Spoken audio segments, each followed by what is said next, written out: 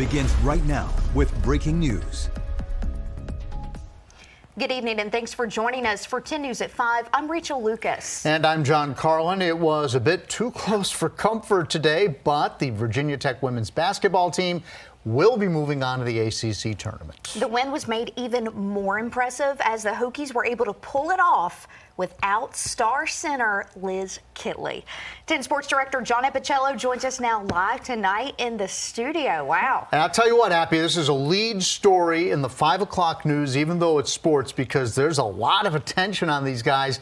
Hokies expected to go a long way, and then they lose their star players. So game one, and they got it done. Yeah, and everybody wants to know what is the future of this situation. Well, let's try to clear it up for you. ACC Women's Quarterfinals, true test of Virginia Tech's program. The announcement coming before this one. Liz Kitley, as you mentioned, unavailable for the entire ACC tournament. In sweats today with that knee injury. So here's a look. Here's Batman and Robin, except Georgia Amoore going without the other half of the dynamic duo today.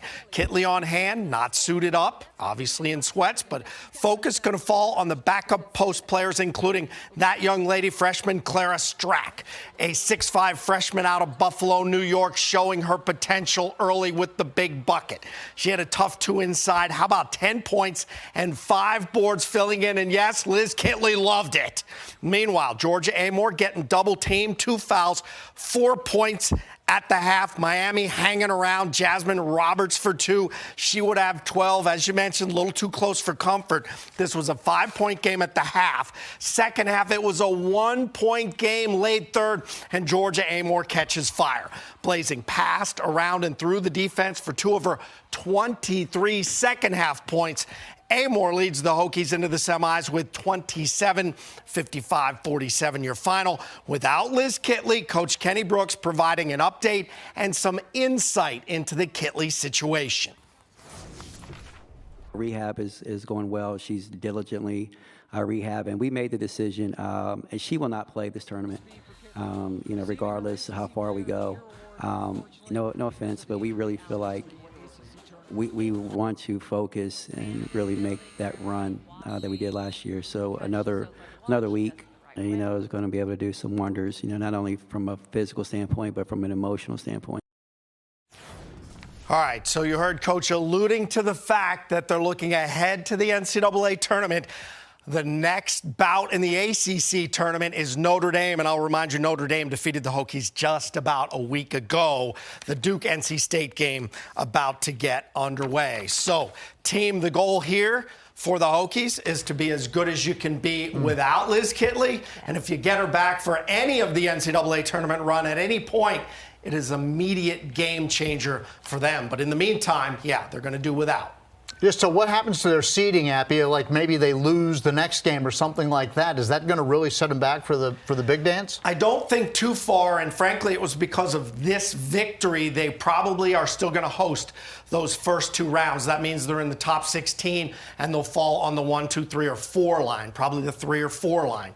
That said, that is important. Obviously, you want home court advantage for 2 more games, and then hopefully you get Ms. Kitley back. Yeah, a lot of people watching that. Yeah, we'll be cheering her on. There you go. Okay, thank you, Appy. Let's take a look at your forecast, shall we? All eyes are on the weekend weather. Yeah, we are taking a live look at Lynchburg from our Liberty University Skycam. Chief Meteorologist Jeff Hanowich joins us now. And Jeff, are we going to get a chance to enjoy some spring-like weather on the weekend? We're fingers crossed. I will say this. Next week looks beautiful. All right. Next week. All right. Yes. You just tried to skip the weekend. Yeah, the weekend, there's going to be little flies in the ointment both days. I want to show you what we're seeing outside right here, right now. You looked at Lynchburg, cloud cover, but Lynchburg is dry. Further west, that's where we have the showers right now. These showers are moving to the east at a clip of around about 25 miles per hour. Zone seeing the most amount of rain in the New River Valley. We are getting wet in Bland, Whitfield, Hillsville, Elk Creek, Independence, Galax, also in the Fancy Gap. The rain is moving closer and closer to Radford and will eventually be impacting you folks in Blacksburg over the next 45 to 60 minutes. Now, I want to show you what we're seeing here. Again, locally, we've got a lot of cloud cover around. We've got those showers west, and as we look at this evening, we are looking at the chance for more widely scattered showers pushing in. We're looking at temperatures holding relatively steady between about 54 and 58 degrees. Now looking at your weekend forecast, tomorrow's wet, tomorrow is gloomy. Highs tomorrow only 50. It's going to be a very cool day. It's going to be a soggy day. We may get some breaks in the rain every now and again, but you're going to want the umbrella handy all day long. Now Sunday's brighter. It's drier. And it's only going to be 52. Okay, so all weekend long we are cool. The one caveat to Sunday is the wind. Very windy out there as we close out the weekend. Gusts over 35 miles per hour possible. John, Rachel.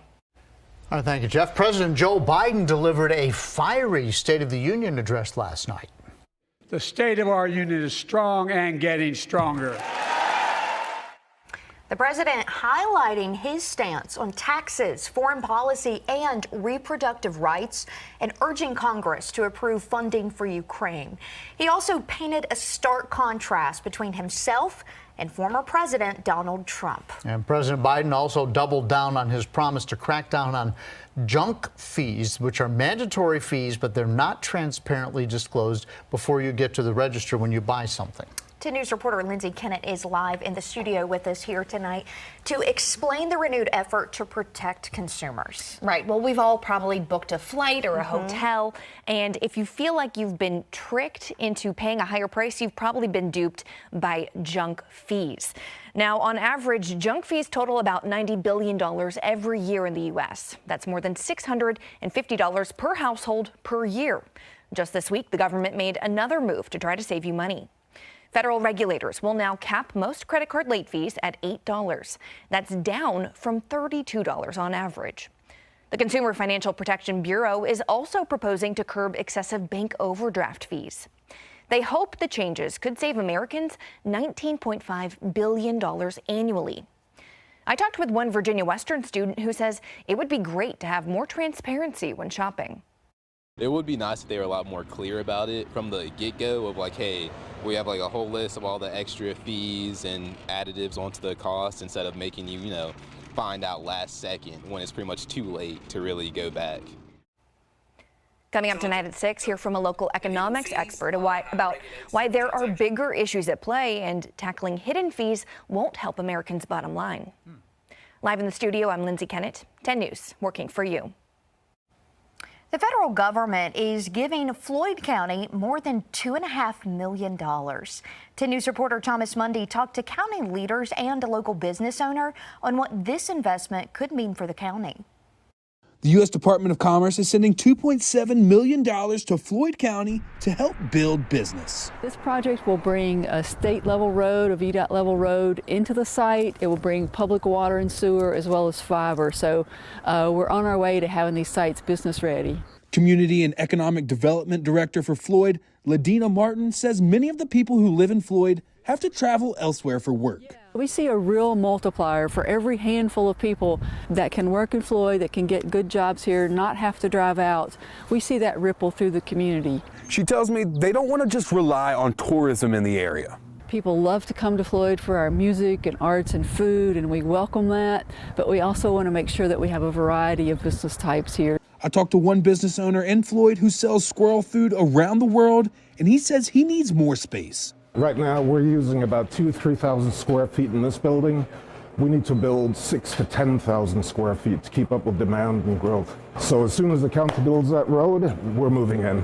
He says Floyd County sets businesses like his up for success. Floyd is very forward thinking in terms of e-businesses, which is really the future for all of these small towns, small counties. And even in rural Floyd, Bacono can still market to the whole world. It doesn't matter where we are.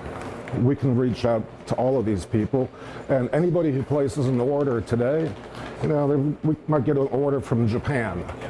We can have it there in 2 days. They tell me they're still in their early stages of planning, but they expect to have many businesses here in the future. Reporting in Floyd County, I'm Thomas Mundy, 10 News, working for you. Helping people at their lowest moments is what a mental health center in Danville is starting to do. And 10 News reporter Abby Coleman is working for you tonight to see how a new 23-hour crisis center is helping people stay out of jail. Keeping people out of the hospital and out of jail. And the last thing they want to see is bars. That's the goal of Calm Source's new 23-hour-a-day crisis intervention center in Danville. Director of Operations Leon Zimmerman tells me the need is great when it comes to mental health resources. One of the big lines we use a lot is it's okay to not be okay.